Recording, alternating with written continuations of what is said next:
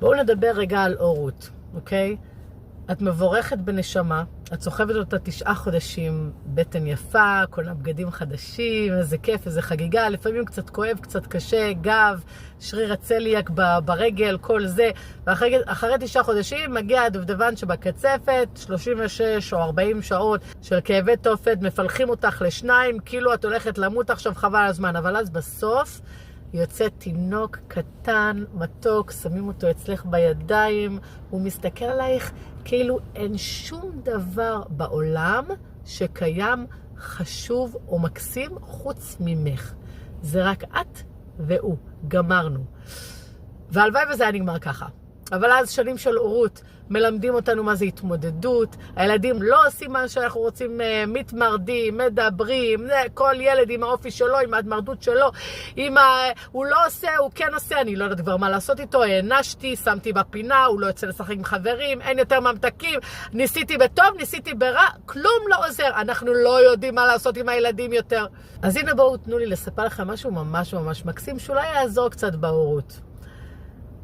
לפני שהנשמה יורדת לעולם, הקדוש ברוך הוא מבקש מהנשמה לבחור איזה הורים היא רוצה. הילד הזה שנמצא אצלכם, בחר בכם. הנשמה הזאת ישבה שם למעלה ואמרה, אני רוצה את האבא הזה, ואני רוצה את האמא הזאת. אני רוצה שהם יהיו ההורים שלי. בכל פעם שאת מתעצבנת על הילד שלך, מאבדת סבלנות, מתוסכלת, לא יודעת מה לעשות, הוא מדבר חזרה, הוא מתחצף, הוא לא עושה מה שאני אומרת לו.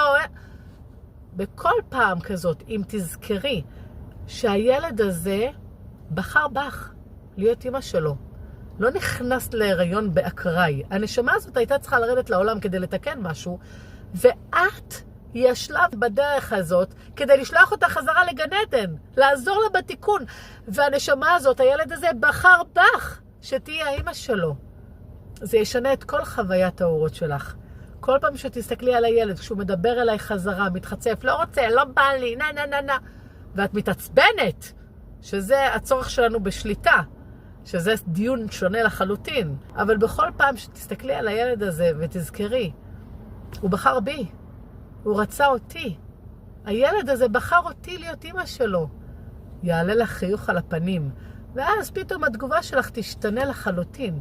כי כשנזכרים בטוב וחווים את הטוב, גם ברגעים קשים, כל המצב משתנה. עכשיו אני אתן לך עוד טיפ קטן. אולי הוא יעזור. הילדים האלה שלנו, הם לא באמת שלנו. הילדים האלה שייכים לקדוש ברוך הוא. הוא נתן